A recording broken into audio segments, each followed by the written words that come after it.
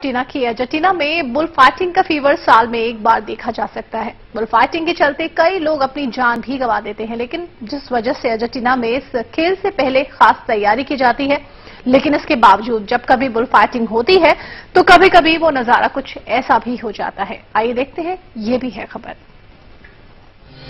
Bull fight का live नजारा,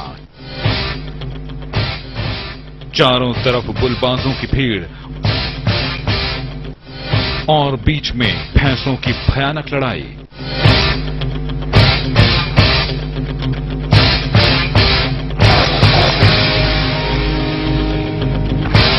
एक भैंस सामने से आए तो दूसरा हमला करने के लिए तैयार। जी हां, कोई इधर से बेकाबू होकर दौड़ा तो कोई उधर से दहाड़ता हुआ आया, और जब ये टकराए तो रोमांच का तूफान आ गया।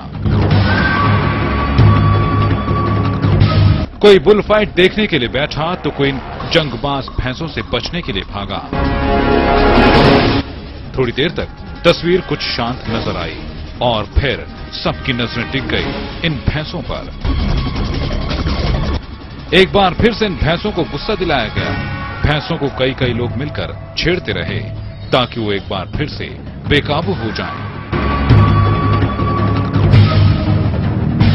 चंद ही मिनटों में भैंसों की जंग का दूसरा राउंड शुरू हुआ।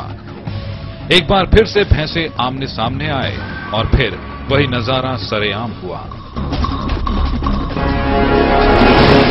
भैंसों की इस पारंपरिक जंग में कई बुल आए तो 4000 से ज्यादा की संख्या में बुलबाजों की फौज पहुंची।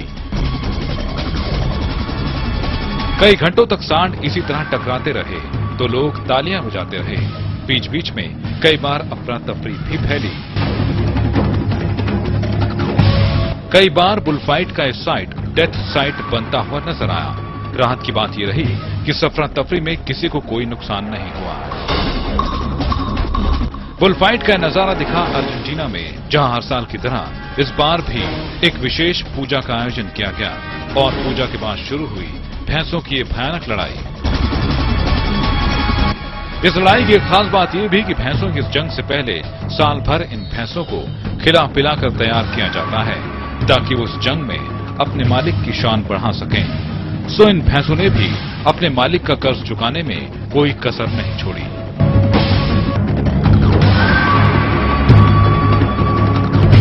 जो भैंस इस खूनी जंग में जीता उसके मालिक की शान में 4 चांद लगे।